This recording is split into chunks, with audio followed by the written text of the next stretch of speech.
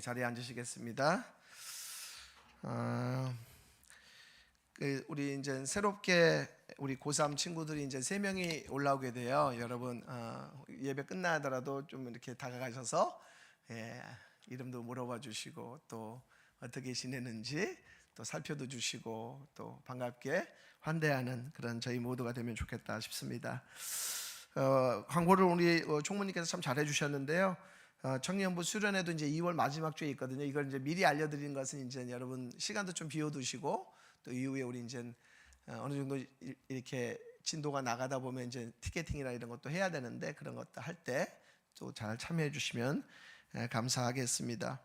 그 5번 광고에서 이제 매일 성경 우리 그 매일 성경이 한 2달씩 이렇게 같이 묶어서 출판이 되거든요. 그래서 여러분들 구입하셔서 그렇게 또 하나님 앞에 묵상하는 삶들 잘 살아가시기를 원합니다.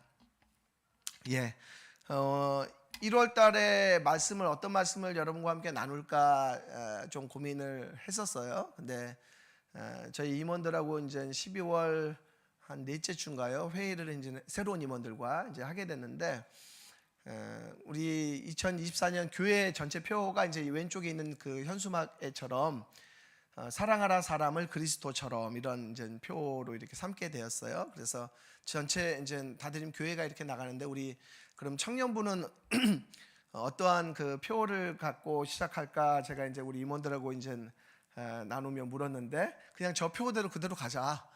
그렇게 얘기하더라고요. 두 가지 이유겠죠, 그죠? 더 고민하기 싫다. 아니면 저게 너무 좋다.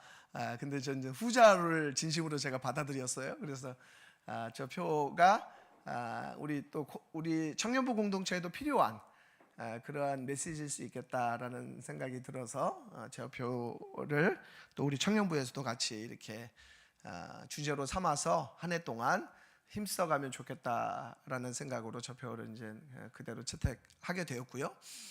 그래서 이제 그 1월달 말씀을 어떤 말씀으로 생각할까 하다가 저 말씀은 그 주제 성구가 있습니다. 그게 제가 오늘 그 예배 기원에서 했던 그 요한일서 4장 말씀이에요. 4장 7절의 말씀인데 제가 요한일서 4장 7절 말씀을 한번 제가 말씀으로 전했더라고요. 그 대림절 기간 중에 했고 저 주제를 잘 담아내는 구약의 어떤 이야기가 있으면 좋겠다 라는 생각을 했고 저런 주제를 가장 잘 표현한 구약 이야기 중에 하나가 바로 룻기가 아니겠나 그런 생각을 해보게 되었어요. 그래서 룻기 말씀을 아마 이제 1월달 쭉 4장까지인데 1장부터 4장까지인데 룻기 말씀을 통해서 우리가 사랑하라 사람을 그리스도처럼이 어떠한 그 의미인지를 같이 나누기를 원합니다.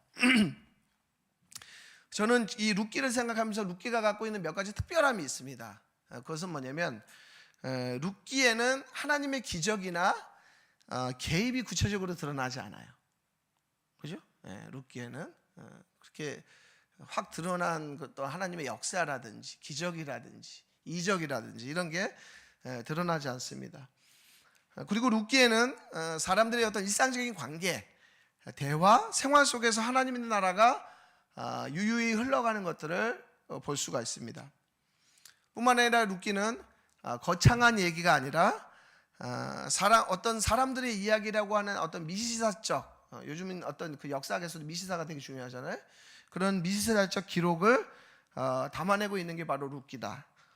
그리고 룻기는 주인공에서부터 여러분 알겠지만 어떠한 그 중심부의 사람들을 주연으로 삼는 게 아니라 주변부에 있는 사람을 하나님 나라의 어떤 일꾼으로 삼아서 진행되어져 가는 게 바로 룻기의 이야기라는 것이죠. 그리고 다섯 번째 룻기는 사사시대라고 할 수 있는 우리가 이제 우리가 같이 봉독하지는 않았지만 1장 1절에 이 룻기의 배경이 나오는데 사사들이 치리하던 때라고 시작을 합니다. 그러니까 사사시대라고 할 수 있는 아주 가장 어두운 시기에 쓰여진 책이기 때문에 오늘날 우리가 되게 혼란스러운 시대를 살아가고 있잖아요. 전환기 시대를 살아가고 있는 이 시대에 가장 적실한 그런 성경책 중에 하나가 바로 룻기다라고 볼 수가 있고요.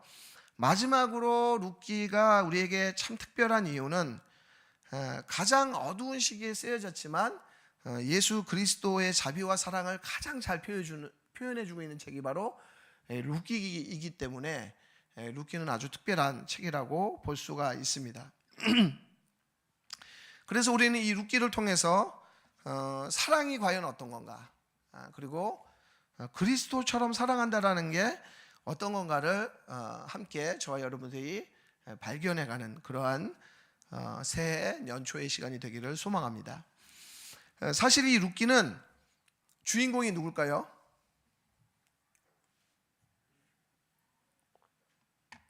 그죠, 룻이죠.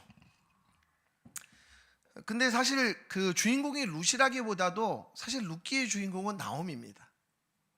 왜냐하면 1장 전체에 있어서 나오미가 주로 대화하고 나오미가 중심이 돼서 등장하고 있어요. 그리고 룻기의 마지막인 4장은 또 나오미가 등장해요. 그러니까 텅 빈 1장에서는 완전히 패가망신하는 이 텅 빈 나오미가 등장한다면 4장에서는 채워지는 나오미의 모습이 등장합니다. 그래서 사실은 룻기의 주인공을 룻으로 볼 수도 있지만 어떤 면에서는 사실은 나오미의 삶이 채워지는 나오미가 주인공이라고 볼 수가 있죠. 말씀드린 대로 이 나오미는 룻의 시어머니, 자부가 되는 거죠. 시어머니, 그죠? 그 시어머니 나오미와 나오미의 남편이 있었죠. 그 사람이 바로 엘리멜렉입니다. 엘리멜렉. 이 두 사람은 베들레헴 출신이고 이들은 기근으로 모압 땅에 갔다라고 이 룻기 1장 1절에 나옵니다. 근데 1장 1절에 보면 그 땅에 흉년이 들었다라고 얘기하는데 여기서 보면 이제 한글 성경에는 잘 약간 뉘앙스가 잘 안 살아났는데 이 흉년이라는 것이 엄청난 흉년인 거예요. 당시에 베들레헴의 땅에. 그러니까 그런 엄청난 흉년 앞에서 이 나오미와 남편인 엘리멜렉이 모압 땅으로 이주하게 되는 것이죠. 근데 나오미가 그 모압 땅에 갔는데 그 땅에서 어떠한 일을 겪게 되냐면 남편이 죽습니다. 엘리멜렉이 죽어요. 우리가 겪는 어떠한 가장 고통스러운 어떠한 그 고통 중에 하나가 배우자가 죽는 거잖아요. 그게 이제 스트레스 지수가 굉장히 높은 그런 것 중에 하나인데 나오미가 이방 땅에서 그 낯선 땅에서 남편이 엘리멜렉이 죽는 그런 어떤 고난을 당하게 되죠. 커다란 상실을 맞닥뜨리게 됩니다. 근데 이 나오미의 상실은 거기서 끝나는 것이 아니라 뒤이어서 어떤 일을 겪습니까? 두 아들이 죽죠. 말론과 기련이라고 하는 두 아들이 10년 후에 죽어요. 아들이. 저는 제가 이렇게 생각을 해보면 아마 인생 가운데서 겪는 고통 중에서 가장 큰 고통이 뭘까라고 생각하면 자녀가 죽는 걸 것 같아요. 그러면은 자녀가 죽으면은 인생에서 살아가는 모든 순간에 그게 구멍이 뚫리는 거죠. 자녀가 죽는 거 이렇게 나보다 먼저 하늘나라로 간다라는 것은 가장 큰 고통 중에 큰 고통이 아니겠나 그런 생각을 해봅니다. 제가 예전에 이제 읽은 책 중에 그 박완서라는 작가가 있는데 그 사람이 그런 책을 썼어요. 한 말씀만 주소서. 너무나 사랑했던 그 아들이 죽거든요. 더구나 뭐 아이 때 죽은 게 아니라 25이나 그 의사였던 그 아들이 죽어요. 어떤 면에서 자기의 자랑이었고 뭐 너무나 사랑했던 그런 어떤 그 아들이 죽으면서 신 앞에서 막 항변하는 그 제목이 이제 한 말씀만 주소서라는 그런 책이었는데 아들을 잃은 그런 어떤 상실과 아픔을 담아냈던 그런 책이라고 할 수가 있겠습니다. 그래서 이 나오미는 지금도 너무도 큰 고통을 이방 땅에서 겪는 것들을 보게 되는 것이죠. 지난 연말에 우리 매일 성경의 그 본문 중에 본문이 뭐였냐면 이제 욥기였습니다. 욥기. 우리가 이제 고난하면 욥을 떠올리잖아요. 욥을 떠올리는데 사실 오늘 우리가 읽는 이 나오미의 고난도 정말 만만치가 않은 것 같아요. 배우자 죽죠. 두 아들을 이방 땅에서 죽죠. 완전히 모든 것을 다 망해버린 파산이 난 인생, 텅 비어있는 인생이라고 할 수가 있습니다. 이런 나오미에게 한 가지 희망적인 소식이 들리는데 그것은 뭐냐면 1장 여러분 성경 혹시 가지고 계신 분은 한번 보세요. 룻기 1장 6절에 보면 하나님께서 자기 백성을 돌봤다라고 하면서 이 베들레헴 땅에 그 곡식이 이제 생겼다라는 것이죠. 그래서 그 얘기를 듣고 이 나오미는 이제 모압 땅을 떠나서 다시 베들레헴으로 가려고 향하고 있습니다. 여러분 베들레헴 하면 누가 떠올리죠? 예, 그죠. 예수님의 고향이죠, 그죠. 베들레헴이. 예수님이 떠올리게 되는데 이 그 베들레헴, 그 땅에 이제 양식이 다시 이제 생기게 되는 큰 흉산에서 벗어난 그런 어떤 희망적인 소식이 들립니다. 어떻게 보면 이 나오미는 커다란 상실 앞에서 다시 고향 땅으로 가고자 하는 그런 마음을 먹었어요. 여러분 사람이 어떤 큰 고통을 겪었을 때 그런 마음이 들잖아요. 이제 한 가지 희망이 있다면 고향 땅에 묻혀서 살고 싶다, 그런 마음을 갖게 되는데 아마 나오미의 심정이 그런 심정이 아니었을까라는 생각을 하게 됩니다. 아마 이 모압 땅은 자기가 잊고 싶었던, 남편도 잃었고 두 아들도 잃어버린 그런 땅이었기 때문에 그 땅을 이제 떠나서 다시 고향인 베들레헴으로 가고자 했던 것이죠. 나오미는 이 모압을 떠나 베들레헴으로 가면서 한 가지 행동을 하는데 그 행동이 뭐냐면 자기의 그 두 자부, 두 며느리, 그 두 며느리인 오르바와 또 룻이 자기를 떠나서 그들의 삶을 살아가도록 이제 하고자 하는 그런 말들을 하고 있어요.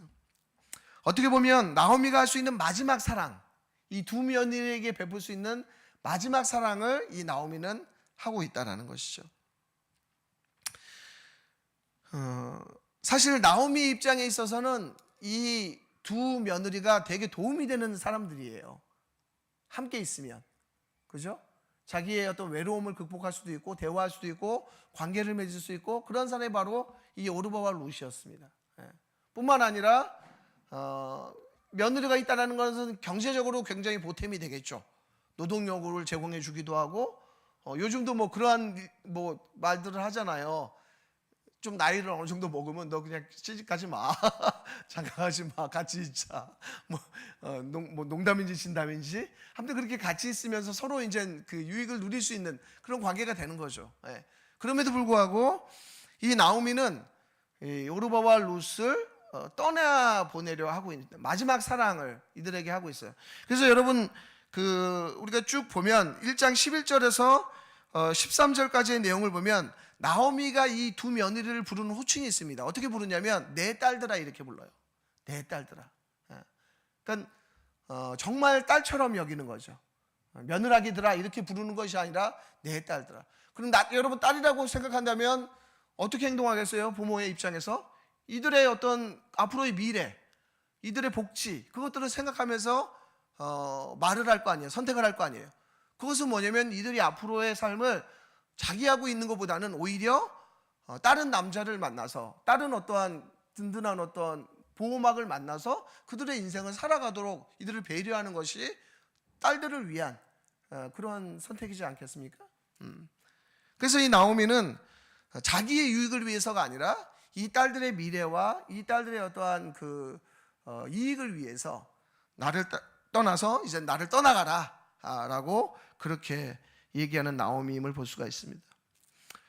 이런 것들을 볼 때 나오미는 아주 인간적이고 양심적인 사람이었던 것 같아요. 그죠? 아주 이기적이고 자기의 어떠한 그 욕구를 향해서 이렇게 살아가는 사람이 아니라 정말 며느리들을 사랑했던 그런 시어머니임을 알 수가 있습니다. 이런 어떤 나오미의 권면에 대해서 두 며느리는 그럼 어떻게 반응했을까요? 감사합니다, 떠날게요, 이렇게 얘기한 게 아니라 전문맥의 내용을 보면 그러한 떠나라는 그 나오미의 권면에 대해서 엉엉 울면서 떠나지 않겠다고 이야기하는 것을 보게 됩니다. 아주 좋은 며느리들이죠. 인간적으로도 아주 훌륭한, 나오미에게 있어서 아마 어떤 면에서 지질이 복도 없는 인생이지만 나오미에게 있어서 큰 축복은 아마 이 두 며느리였을 것 같아요. 오르바와 룻과 같은 어떠한 이런 며느리들이 가정에 들어와서 정말 이렇게 자기를 봉양하고 선대해 주었던 이 며느리들을 만난 게 아마 나오미에게 있어서는 가장 큰 인생의 복이지 아니었나라는 생각들을 해보게 됩니다. 그래서 오늘 8절 말씀을 보면, 여러분 성경 갖고 있는 분들은 1장 룻기 1장 8절 말씀을 보세요. 제가 한번 읽어드릴게요. 나오미가 두 며느리에게 이르되 너희는 각기 너희 어머니의 집으로 돌아가라. 너희가 죽은 자들과 나를 선대한 것 같이 여호와께서 너희를 선대하시기를 원하며 라고 말씀하고 있습니다. 그러니까 이 두 며느리들은 죽은 자들은 누구예요? 남편들이죠. 그 남편들에게 아주 선대하고 뿐만 아니라 시어머니에게도 되게 잘했던 그런 어떠한 그 며느리였던 것을 보게 됩니다. 그런 것과 같이 여호와께서, 하나님께서 너희를 선대해 주시기 원한다라고 나오미는 축복하고 있는 것이죠. 이 나오미는 울면서 만류하는 이 두 며느리에게 이제는 떠나갈 것에 대해서 다시금 권면합니다. 왜냐하면 이미 독하게 마음을 먹었거든요. 나오미는 나만 다시 베들레헴으로 돌아가겠다 결심을 했기 때문에 두 자부가 새로운 삶, 새로운 인생을 출발할 수 있도록 길을 열어주고 있는 것을 보게 됩니다. 아무 소망도, 아무 이익도, 아무 미래도 없는 자신과 함께 있는 것은 이 며느리들에게는 전혀 도움이 되지 않는 그런 일들이었다라는 것이죠. 그래서 나오미도 굳게 결심을 하고 이들을 향해서 배려를 합니다. 그래서 결국 두 며느리 중에 한 며느리인 이 오르바는 나오미를 떠나게 되죠. 뭐 어떤 성경학자들은 이 오르바가 되게 이기적인 선택을 했다라고 이제 얘기하기도 하지만, 사실 오르바 또한 이렇게 나오미의 말을 들어볼 때 꽤나 훌륭하고 아주 나오미를 선대했던 그러한 오르바임을 우리는 볼 수가 있습니다. 그리고 이후에 오늘 우리가 읽은 이 본문 말씀은 남겨진 룻과 나오미의 대화의 내용이죠. 룻은 시어머니 나오미를 따르겠다라고 말합니다. 그리고 고집을 피우죠. 우리 룻이 한 얘기를 다시 한번 읽어볼까요?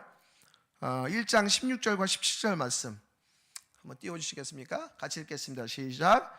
룻이 이르되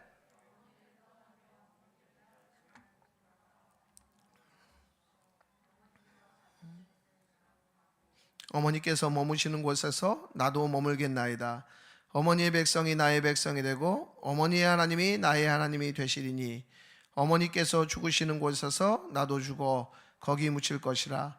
만일 내가 죽는 일 외에 어머니를 떠나면 여호와께서 내게 벌을 내리시고 더 내리시기를 원하나이다 하는지라 라고 말씀하고 있습니다.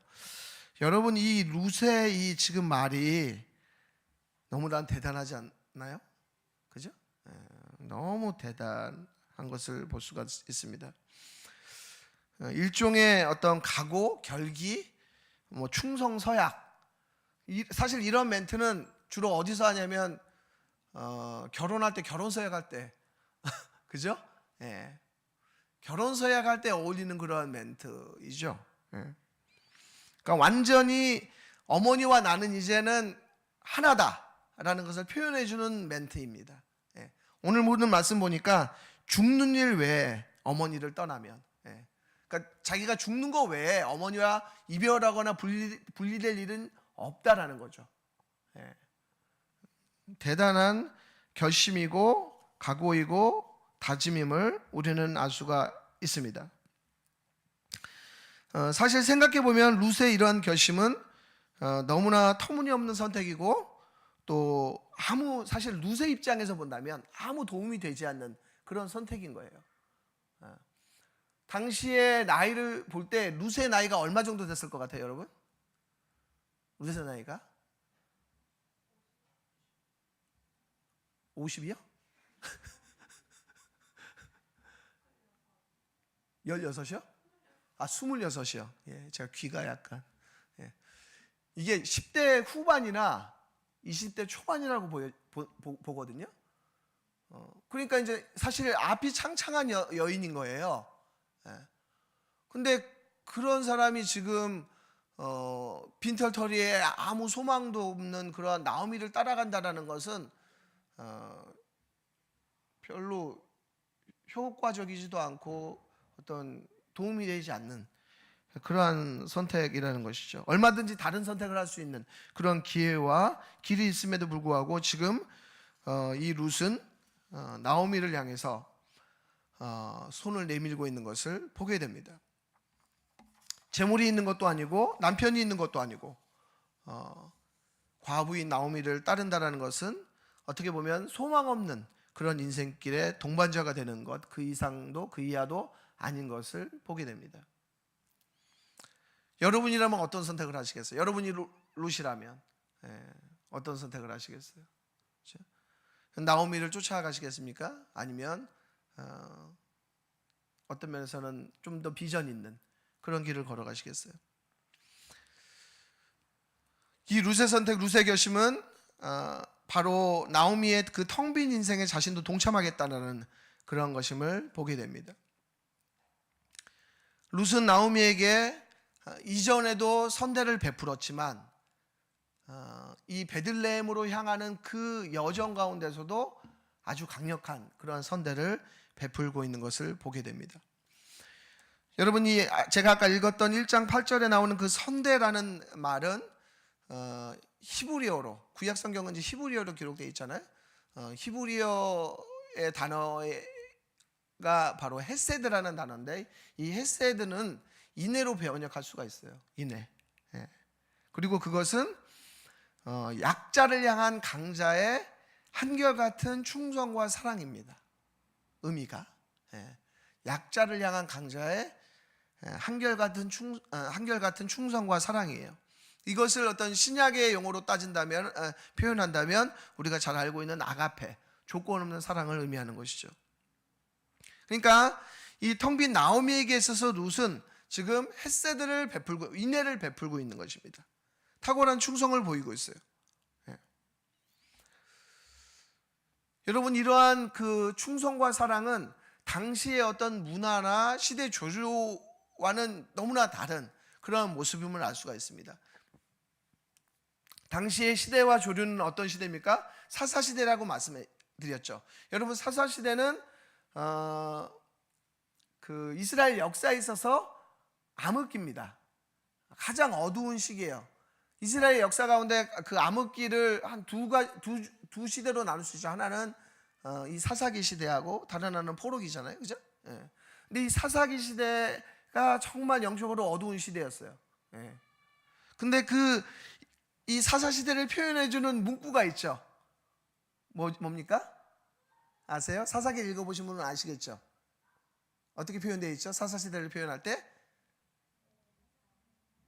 자기 소견에 오른 대로, 그죠? 자기 소견에 오른 대로 행동했던 시대가 바로 사사 시대였어요.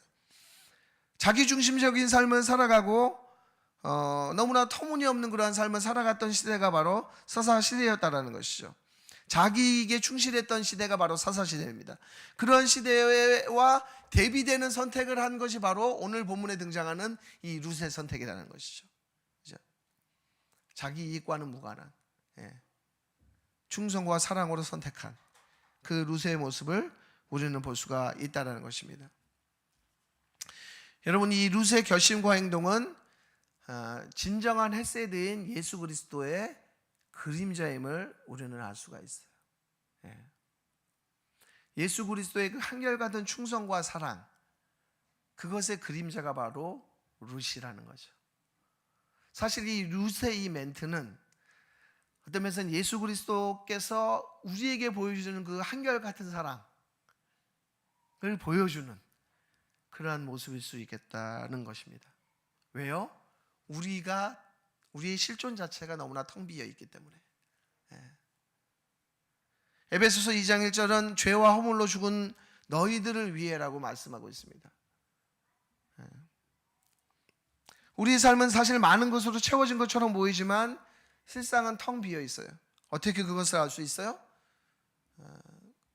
끊임없는 이기심, 자기중심적인 태도, 마음, 누군가를 희생하는 것이 너무나 힘든, 사랑이 없는 그런 모습들, 공허와 허무로 살아가는 모습이 바로 우리의 영적인 실존이고 영적인 상태라는 거죠.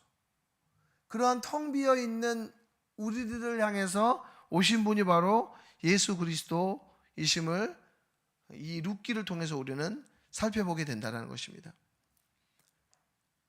예수 그리스도께서는 소망 없는 우리 인생 가운데 오셨어요. 영적인 빈곤 상태에 있는 우리를 향해서 오셨다라는 것입니다. 노력하지 않아도 쉽게 우리는 죄된 본성을 따라 살아가고 이기적인 모습으로 우리는 살아가기 쉬운 사람들입니다. 그런 어떤 우리가 죄인 되었을 때 오신 분이 바로 예수 그리스도시라는 것이죠. 그런 측면에서 우리는 하나님 앞에 나아갈 때 속일 필요도 없고 어떤 우리의 지위와 조건을 가지고 우리가 하나님 앞에 나아가는 것이 아님을 우리는 배우게 됩니다. 그렇기 때문에 우리가 이 복음을 우리가 깊이 안다면 우리는 주님 앞에 나아가는 것도 그렇거니와 우리가 형제자매에게 나아가는 부분에 있어서 우리의 어떤 포장된 모습을 가지고 우리의 어떤 학식이라든지 우리의 배움이라든지 우리의 외모라든지 그런 것을 가지고 그들에게 나아가는 것이 아니라 진실하고 정직한 마음으로 우리는 비로소 나아갈 수 있다는 것이죠. 바로 예수님께서는 우리의 삶에 진정한 충만을 허락해 주시기 위해서 이 땅 가운데 오셨다는 것입니다. 우리는 이 룻의 결심, 우리가 읽은 이 1장 16절과 17절 말씀에서처럼 그 예수님께서 베푸시는 한결같은 사랑을 우리는 배우게 됩니다. 텅 빈 나오미를 향해서 룻이 말했던 그 말이 바로 예수님께서 우리를 향해서 던져주시는 그러한 메시지라는 것입니다.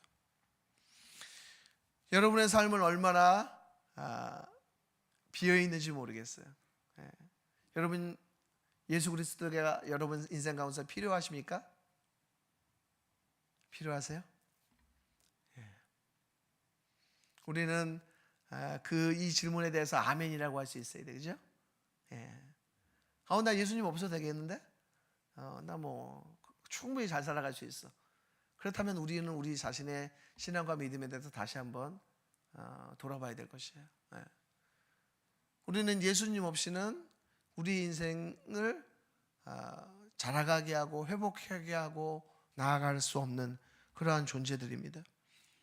예수 그리스도로 인해서 우리는 진정한 사랑이 무엇이고 진정한 진리가 무엇인지 깨닫게 되는 것이죠. 그리고 그 사랑은 우리가 어떤 순간순간 범죄하거나 우리가 실수하거나 잘못한다고 해서 없어지거나 끊어지는 것이 아니죠. 그래서 로마서 8장 35절 말씀은 우리 가운데 커다란 위로가 되는 말씀입니다. 제가 한번 읽어드릴게요. 누가 우리를 그리스도의 사랑에서 끊으리요? 환난이나 공고나 박해나 기근이나 적신이나 위험이나 칼이랴 라고 말씀하고 있습니다. 그리스도의 사랑이 우리를 끊을 수 없다는 것이죠. 우리가 재정적으로 파산해도, 우리가 시험에 떨어져도, 우리가 관계 가운데서 큰 어려움을 겪어도, 때로는 내가 내 자신에 대해서 실망한다 할지라도 그리스도의 사랑이 우리 가운데서 끊어질 수 있다 없다? 없다라는 거죠. 그리스도의 사랑은 끊어질 수 없어요. 때로는 우리가 넘어지기도 하고 실패하기도 하고 실수하기도 하지만 그리스도의 사랑은 우리 가운데 끊어질 수 없다는 거죠. 바로 이 룻의 이 말은 바로 주님께서 우리 가운데 던져주시는 그 말씀입니다.